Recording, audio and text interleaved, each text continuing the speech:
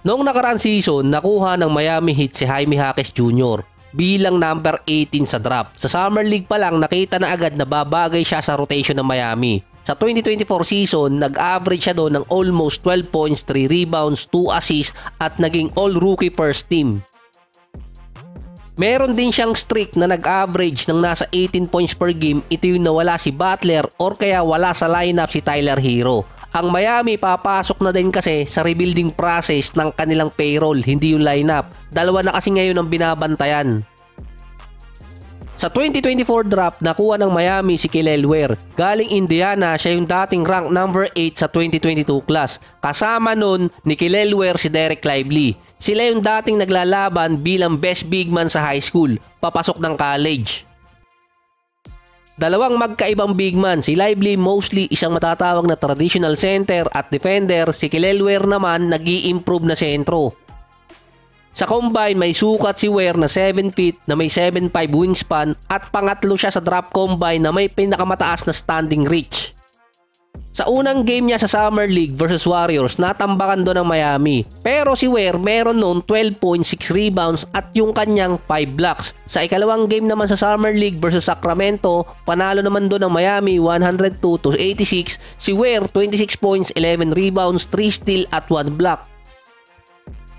Hindi pa siya nakakapagpasok ng 3-point shot.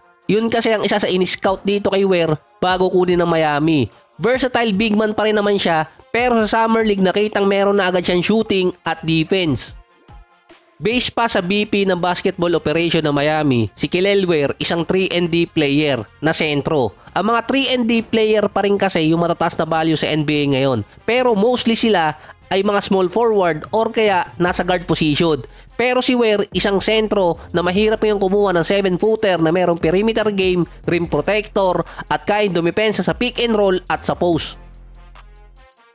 Galing na rin sa mismong executive ng Miami na buti na lang hindi pinili agad si Ware bago pumatak sila sa draft board. Kasi base sa kanila, mataas yung ranking ni Kelly Ware sa number 15. Bibihira din kasi makakita ng 7-footer na may defense at shooting range. Yung East, meron pang iba-ibang version ng big man ngayon. Andyan si Embiid, Giannis, Porzingis, Jarrett Allen at Miles Turner. Consider na mailalagay si Kelly Ware sa starting unit ng Miami sa susunod na taon. Base yan sa kanilang scouting report. Matagal na naghahanap ang Miami Heat ng big man na pwedeng isabay kay Adebayo. Noong mga nakarang season, mga undersized power forward ang nilalagay nila behind sa kanya. Andun si Kevin Love, Caleb Martin, dati si PJ Tucker pa, ginagawa na rin nilang option si Nikola Jovic. Ang sinabi ng executive ng Miami Heat, 3-and-D na sentro itong si Kelly Ware. Ang isang malapit na comparison sa kanya, si Holmgren or kaya si Porzingis. Si Embiid kasi at yung iba, ibang level na. Pero ang Miami Heat, marami nang dumaan sa kanilang big man. Ang natatandaan ko lang na big man na nakasabay talaga ni Adebayo ng matagal sa starting unit ay si Meyers Leonard or kaya si Kelly Olynyk. Sa dalawa na yan, si Kelly Olynyk yung player na may shooting sa outside. Ito yung umabot pa sila sa finals noong 2020. At noong 2021, na-trade naman siya kapalit ni Oladipo na mula 10 points naging 19 points per game sa Rockets. 6'11 ang height ni Olynyk, 10 pulgada na lang 7-footer na. After niyang umalis or ma-trade, si Adebayo ang naging sentro talaga ng Miami ng pangmatagalan. Kahit nung sinasabi ng kulang sila sa big man, kumukuha naman ng Miami pero si Adebayo pa rin ang pangmatagalan sa gitna. Si Kelly Ware yung mailalagay kay Adebayo ng pangmatagalan kung sakali.